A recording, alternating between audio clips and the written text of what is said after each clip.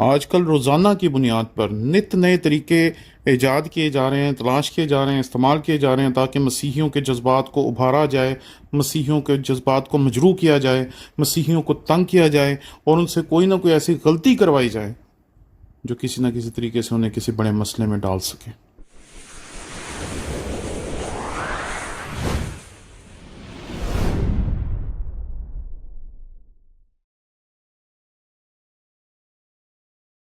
مسیح یسوع کے عظیم اور جلیل نام میں آپ کی سلامتی ہو۔ میرا نام پادری پروفیسر ٹونی ولیم ہے۔ دل آزاری ہونا اور دل آزاری کرنا، یہ دو ایسے رویے ہیں جو ہر انسان میں پائے جاتے ہیں۔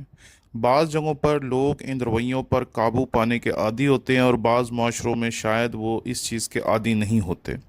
ہم جس معاشرے میں رہتے ہیں ہماری دل آزاری ہوتی ہے کیونکہ ہمیں بچپن سے سکھایا گیا ہے کہ ایسے بہت سارے کام ہیں جن کو دیکھ کے ہماری دل آزاری ہوتی ہے، ایسی بہت ساری باتیں ہیں جن سے ہماری دل آزاری ہوتی ہیں، اور ان کے پیچھے وجہ ہے یا نہیں ہے، لیکن ہم بھی دوسروں کو دیکھ دیکھ کر، دوسروں کو آبزرو کر کے دوسروں کی طرح رہنا، چلنا پھرنا، سوچنا سیکھ چکے ہیں۔ اس لیے جب ہم ایسے واقعات کو ہوتا دیکھتے ہیں جس کے بیچ میں دوسروں کے جذبات کو ٹھیس لگتی ہے، تو ان جیسے واقعات جب ہمارے ساتھ رونما ہوتے ہیں تو ہمارے دل کو بھی ٹھیس لگتی ہے۔ حالانکہ ہمارا ایمان اور کتاب مقدس ہمیں جو تعلیم دیتا ہے وہ بالکل ہی مختلف ہے۔ 15 جولائی کو ایک شخص نے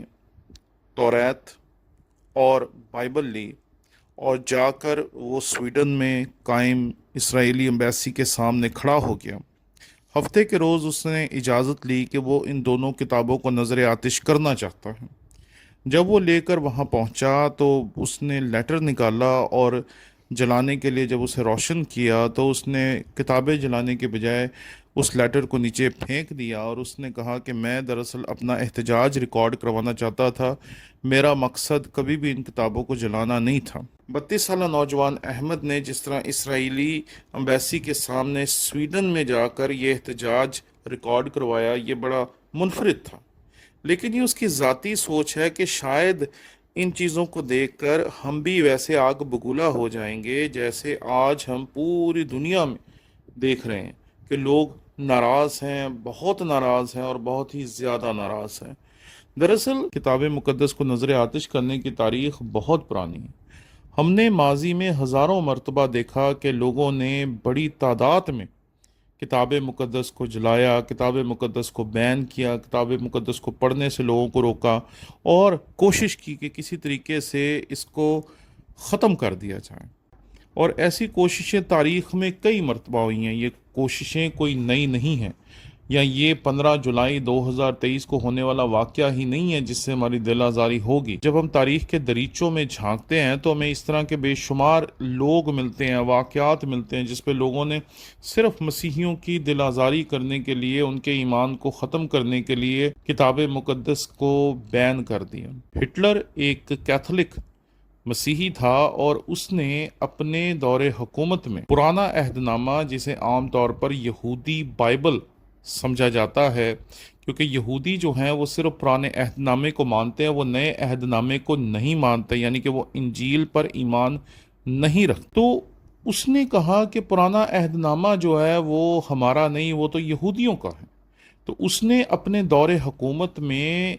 پرانے عہد نامے کی تلاوت اور استعمال کو بالکل روکنے کی کوشش کی، اور اس نے اس کے استعمال کو، اس کو پڑھائے جانے اور پڑھنے کے اوپر ایک طرح سے پابندی لگا دی، اور بہت سارے ایسے بائبل کالجز تھے، سیمنریاں تھیں، ادارے تھے جہاں اس نے پرانے عہد نامے کو پڑھانے سے لوگوں کو روک دیا۔ اس کی یہ پابندی کبھی بھی ایمانداروں کو کتاب مقدس کو پڑھنے، سمجھنے اور اس پر عمل کرنے سے روک نہیں سکی۔ سن 1694 میں ایک شخص آیا جس کا نام والٹیئر تھا۔ وہ فرانس کا رہنے والا تھا، جو فرانس میں رہتے ہوئے یہ چاہتا تھا کہ کسی طریقے سے کتاب مقدس کو اس دنیا سے مٹا دیا جائے۔ اس کی سوچ تھی کہ اگر کتاب مقدس اس دنیا سے مٹ گئی تو مسیحیت اور یہودیت، یہ دونوں مذہب اس دنیا سے ختم ہو جائیں گے۔ آپ کو یاد ہوگا کہ میں نے گزشتہ 2 دنوں میں ایک شخص کا تذکرہ کیا تھا،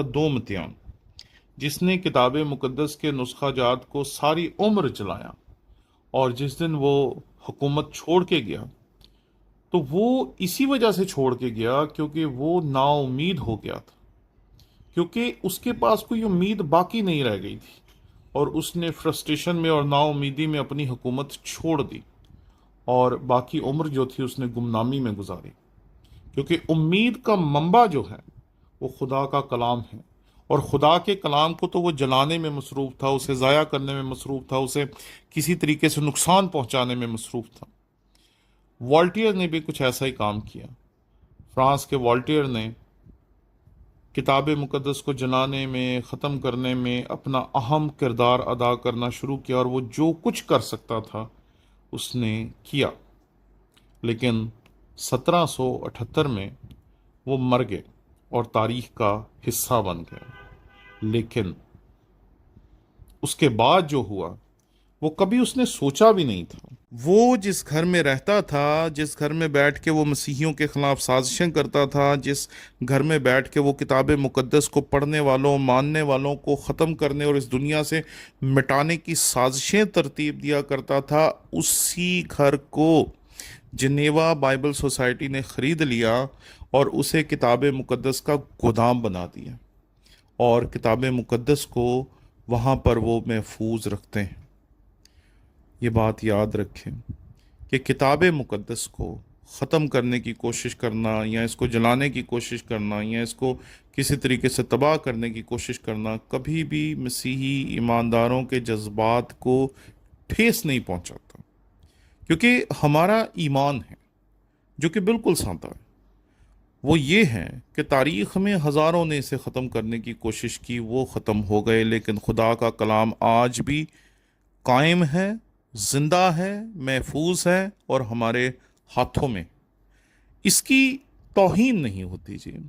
ہم پاکستانی ہوتے ہوئے ہم برا ضرور مناتے ہیں جب کوئی کتاب مقدس کی کسی طریقے سے بے حرمتی کرتا ہے، تو ہماری دل آزاری ضرور ہوتی، لیکن کتاب مقدس کو اس سے کوئی فرق نہیں پڑتا، کیونکہ وہ خدا کا کلام ہے، وہ زندگیاں بدلنے والا ہے، وہ زندہ ہے،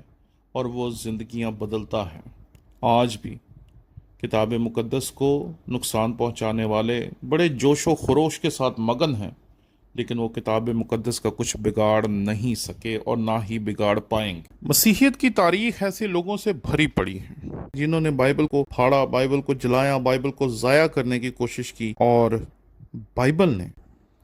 خداوند کے کلام نے ہمیں سکھایا ہے کہ وہ لا تبدیل ہیں، اور اسے کوئی نہ بدل سکتا ہے، نہ تباہ کر سکتا ہے، نہ جلا سکتا ہے، نہ ختم کر سکتا ہے، اور جب کوئی اس کا کچھ بگاڑ ہی نہیں سکتا تو پھر ہماری دل آزاری کی سوچ سے کیا ہوتا ہے؟ خداوند کا شکر کریں کہ اس نے ہمیں ایسا ایمان بخشا ہے جس نے ہمیں سکھایا کہ خدا کا کلام لا تبدیل تھا، لا تبدیل ہے، اور لا تبدیل رہے گا۔ اس کے خلاف کھڑے ہونے والی بڑی سے بڑی طاقت بھی مٹی میں مل جائے گی۔ آمین۔